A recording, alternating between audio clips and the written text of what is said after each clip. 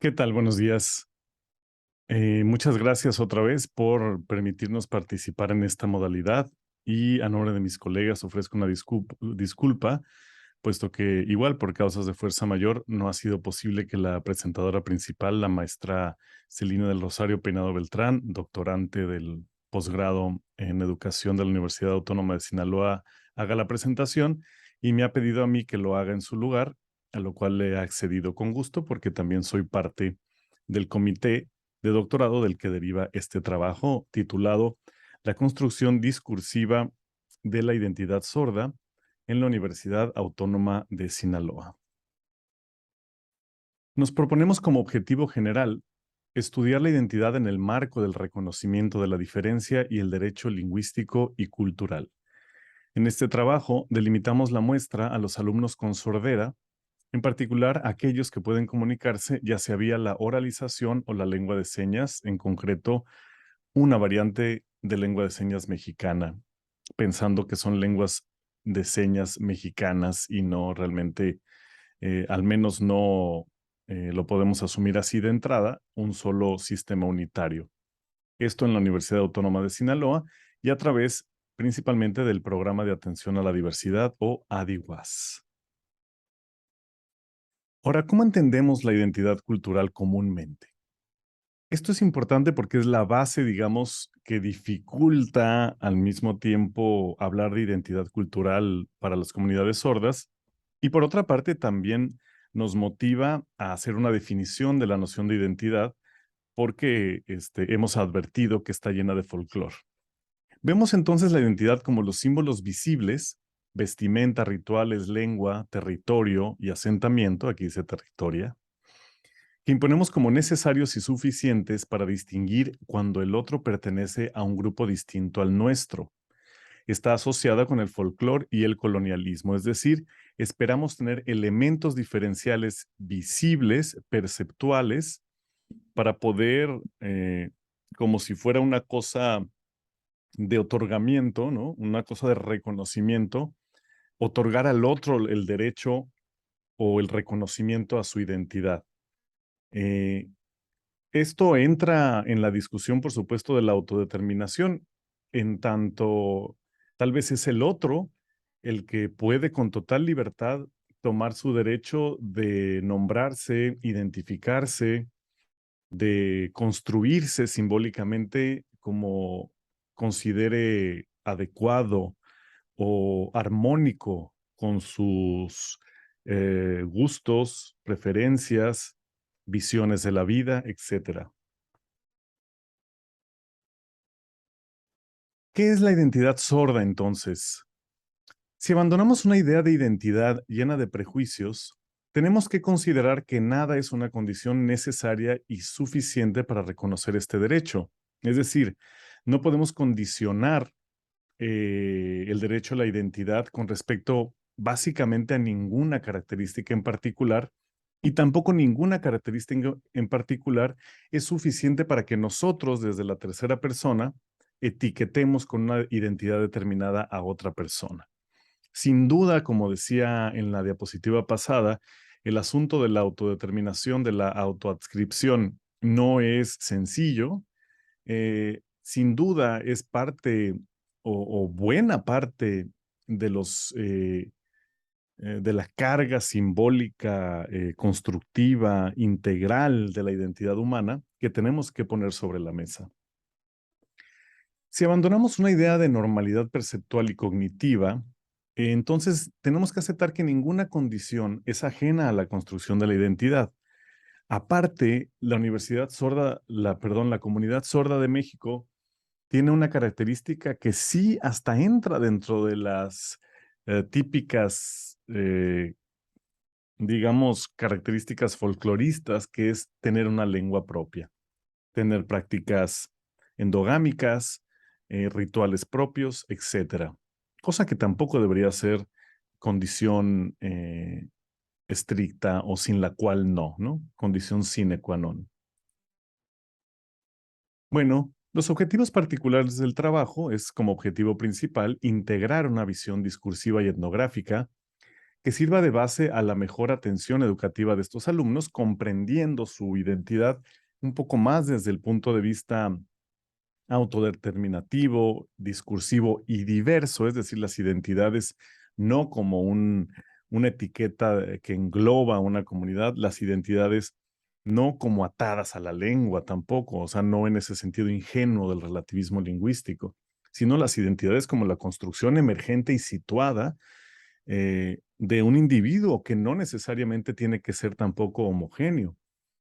Como objetivo secundario, nos proponemos hablar de diversidad cognitiva desde un marco postcognitivista que permite, como mencionaba en la presentación anterior, permite liberarse o probar liberarse de esta suposición de la cognición universal o de los patrones que son como el genoma cognitivo humano, para entender que la diversidad es más la regla general que la excepción o que el efecto superficial de patrones subyacentes homogéneos en algún sentido, sino que en realidad es una interacción de la circunstancia, del tiempo, del momento, de la configuración de los escenarios, incluyendo los escenarios simulados, es decir, los escenarios no presentes.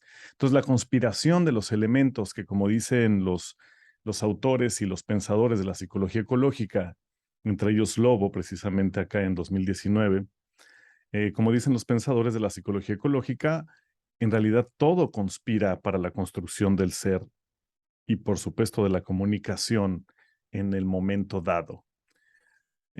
También abrir la pauta para que otros temas relacionados a la atención y la educación de personas que no corresponden a las expectativas del sistema educativo tradicional, diversidad cultural, lingüística, perceptual y o cognitiva, y o porque no estamos seguros si lo perceptual incide o no incide en las propiedades cognitivas o al revés. Es decir, hay estudios que parecen evidenciar esto. Sin embargo, correlación no es causalidad, como sabemos, al pesar de casi todas las argumentaciones neurológicas, ¿no? Que igualan de manera facilona la evidencia o lo observado en la imagenología neurológica con una causa, ¿no? Con la causa de las cosas con las que coincide en estas manchas de activación neurológica, asumiendo que el cerebro es el origen. Que estos temas también alcancen un conocimiento descriptivamente adecuado a favor de pedagogías y didácticas contextualistas, es decir, corpóreas, ecológicas y sensibles a la diversidad en este sentido fenomenológico. Bueno, la perspectiva sobre identidad sin duda debe ser afinada porque desde distintas perspectivas como la antropológica, la psicología social, la política y la sociolingüística, se ha hablado de identidad sin que no obstante se trate más que de una construcción discursiva académica, porque la definición entra muy al calce de la orientación teórica, del área temática, de lo puramente discursivo, del enfoque particular en cuanto al zoom que uno le aplica al tema y proponen distintos enunciados, ¿no? Identidad de género, identidad cultural, identidad indígena, identidad de la discapacidad, identidad nacional, etcétera, sin que en el fondo haya un acuerdo o incluso una propuesta más empírica sobre su definición. Sin ir más allá, puesto que escapa al marco de esta presentación, el transcurso de la filosofía de la ciencia y en particular de las ciencias cognitivas ha llegado a un punto en el que podemos recobrar el sustento empírico de las categorías de análisis. Esta es la experiencia subjetiva como fuente central de la evidencia empírica. Por tanto, basados en varios estudios, tanto conductuales, no necesariamente conductistas, y de neurociencia, en distintos marcos, sabemos que ni siquiera en el sueño se puede hablar de un inconsciente. Es decir, el hecho de que las personas no podamos reportar aquello que experimentamos, tanto en la vigilia como en el sueño, no quiere decir que no lo hayamos percibido. Prueba de ello es que lo podemos recobrar en algún otro momento o aun cuando no lo reportamos verbalmente, lo podemos ver impactando en zonas ulteriores de la experiencia, es decir, haber visto eso, haber sentido eso, haber soñado eso, se manifiesta en lo que digo y hago después, aunque no recuerde esto de momento. Por lo tanto, esta evidencia parece apoyar fuertemente la idea de que incluso en el nivel más básico no se habla de inconsciente, sino se habla de lo que Bernardo Castro llama una percepción, una conciencia, perdón, fenomenológica, es decir, la percepción en sí. Luego hay otra división que es interesante, que es la que propone Schuller y retoma también Castrop, que es la división entre metaconsciente y no metaconsciente. Lo metaconsciente aludiendo al hecho de que es reportable, de que yo sé que veo. No solo vi, sino sé que vi. Y luego una tercera que proponemos, perdón, basado principalmente en el trabajo de Gallagher y Zahavi en particular en 2018, que hay un tercer nivel de metareflexión en donde yo estoy representando cómo es que veo. Es decir, ese es el nivel de lo representativo, explicativo, descriptivo, representativo de mi experiencia del mundo. Basado entonces en estos tres niveles, consideramos que una muy buena definición de dato empírico para construir estudios de identidad, en efecto, tiene que ver, como ya ha habido otras aproximaciones, con el discurso, pero no son el discurso per se, sino el discurso como el reporte metaconsciente, que incluye, por supuesto, no solo la identidad autodeterminada, sino también las identidades impuestas, aquellas voluntarias, aquellas obligatorias, aquellas colectivas, aquellas emergentes en ciertos discursos y no presentes en otros. Y en esta danza de la construcción, el discurso, por tanto, es el caldo de cultivo de la identidad situada, no la ventana a las identidades cognitivamente fincadas, ¿no? Cognitivamente fijadas, sino el lugar en sí donde las identidades están existiendo y negociándose. Esto quiere decir que hay tantas formas de cognición como realidades individuales. La identidad, por tanto, no descansa sobre representaciones fijas. Siguiendo o siendo coherentes con esta perspectiva, por lo tanto, sin presuposición de aquello básico, de aquellos patrones que subyacen a todo, entonces el dato es naturalmente multimodal y le llamamos multimodal porque partimos de la idea de que hay modalidades, pero en realidad tal vez no las haya. La evidencia neurológica, como también lo he mencionado, parece también argumentar fuertemente a favor de que el procesamiento cognitivo es amodal en buena parte. Y esto tiene sentido en tanto la negociación de los significados en la realidad no es una cosa unidireccional, es decir, no es que yo perciba el mundo allá afuera, sino necesariamente hay una co-construcción de lo percibido con lo entendido, con lo realizado, con lo simbolizado. Por lo tanto, ahí las divisiones perceptuales necesariamente se desdibujan porque nuestros símbolos son multisensoriales. Más que un compuesto multinivel, entonces, el lenguaje es un fenómeno dinámico en el sentido de que no responde a un programa o estructura subyacente. Las categorías de análisis no son reflejos de su orden interno, sino herramientas metodológicas de lo que, en cambio, es una realidad emergente y dinámica. Toda división es artificial y ninguna consideración en cuanto a la diversidad de sus recursos está de más. Como avances de este proyecto, hemos ya realizado entrevistas grabadas en audio, principalmente con hispanohablantes con papeles protagónicos en la educación para sordos en Culiacán. Esto quiere decir personas que han estado involucradas con el diseño y la implementación de la educación para sordos desde hace muchos años, 50 años, desde, digamos, los inicios de la educación para sordos, antes incluso de que hubiera un programa institucional o una institución que proveyera estos servicios. Y también hemos realizado entrevistas grabadas en video con alumnos de la Universidad Autónoma de Sinaloa, esta sí en lengua de señas mexicana, con la ayuda de un colaborador sordo nativo hablante. Es decir, la entrevista se ha hecho lengua de señas mexicana a lengua de señas mexicana y luego traducida y transcrita por nosotros. Y también tenemos espacio o consideramos sin ningún empacho, sin ningún juicio de valor, incluir entrevistas dadas por sordos oralizados que en la misma medida son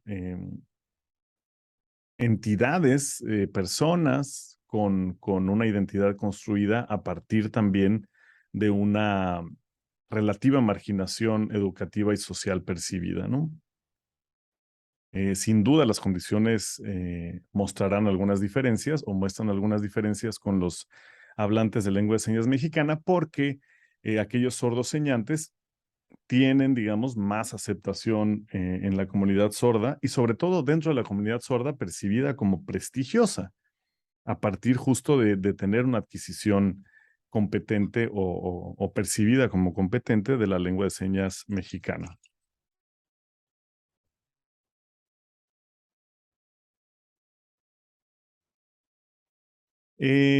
Resta dentro de los avances del trabajo una etnografía, digamos, la parte observacional, la parte interpretativa desde el punto de vista de la tercera persona, ¿no?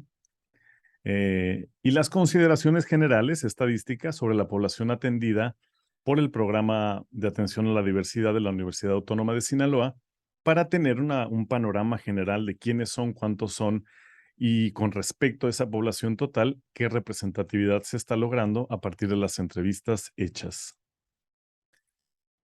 Si nos tomamos la diversidad en serio, un momento que aquí tengo que mover la ventanita, una disculpa, el análisis de la expresión gestual y del lenguaje se considerarán particularidades de la lengua de señas mexicana o el español de los sordos como muestras de una construcción única de la realidad que puede y debe generar recomendaciones puntuales para los modelos pedagógicos. Esto lo que quiere decir fundamentalmente es que en tanto no suponemos como modelo teórico base que exista una estructura como un común denominador, aquello que consideramos lingüístico. Por lo tanto, todo parte de la construcción de la observación empírica y situada, y dado esa condición, entonces se puede esperar formas muy distintas de comunicar, formas muy distintas de construir la realidad. Esta es la regla general y sin duda no incurre en mayor problemática. Podría decirse desde la filosofía de las ciencias cognitivas que se enfrenta con entonces el problema del entendimiento, es decir, cómo es posible que nos entendamos si hay tal cantidad de diversificación de las posibilidades de construcción de la realidad. El problema no es tal. Es muy simple comprender cómo podemos tener convencionalidades en cuanto a la manera en la que concebimos las cosas, convencionalidades generales, pueden ser muy generales, incluso más generales que el lenguaje mismo, de manera que aquello que expresamos y cómo funcionamos mantiene cierto acuerdo o cierta alineación con las delimitaciones mm, tipo atractores, tipo, tipo reglas generales de físicas o desde la física teórica, eh, que sin embargo son más abstractas que el lenguaje. Es decir, el común denominador no está hecho del lenguaje, el lenguaje se sirve del común denominador y en la misma medida el común denominador no está hecho de cognición, la cognición descansa sobre el común denominador. Entonces, de alguna manera, ahí resolvemos las dos posibles paradojas que se le atribuye al punto de vista francamente idealista de la fenomenología del lenguaje y del postcognitivismo, porque de ahí se resuelve el famoso problema del solipsismo cognitivo, es decir, de pensar que si cada persona es una realidad distinta, pues entonces cada uno solo percibe su realidad y no habría comunicación. Y por el otro lado, la de la diversidad, en tanto si la diversidad de veras fuera totalmente libre, entonces la comunicación necesariamente se perdería en algún momento, ¿no? Lo cual tampoco es tan difícil de entender, ¿no? El diálogo, sabemos, por trabajos como el análisis conversacional de autores como Nick Enfield y Martin Gemance, que en realidad el diálogo es una gran negociación de ambigüedades y de malos entendidos. Como han demostrado numerosos trabajos, la modalidad gestual sí es una diferencia importante en la manera de integrar formas que significan y parece acentuar las diferencias individuales. Por lo tanto, la identidad sorda sí es una identidad única y no es una identidad ni accesoria, ni secundaria, ni derivada. Muchas gracias. Dejo aquí los correos, tanto de la autora principal de este trabajo, la maestra Celina Peinado Beltrán, y el director del comité de doctorado de este proyecto, el doctor Francisco Álvarez Montero, y un servidor, uno de los asesores del comité, Luis Escobar López. Adicionalmente, también tenemos en nuestro comité al doctor Víctor Antonio Corrales Burgueño. Y bueno, recibimos sus comentarios. Los contestaremos en brevedad a cualquiera de los correos aquí mostrados. Y nuevamente, muchas gracias por la oportunidad y muy buenos días y felicidades a todos los miembros de esta mesa y felicidades también a todos los ponentes y participantes de este congreso. Hasta luego.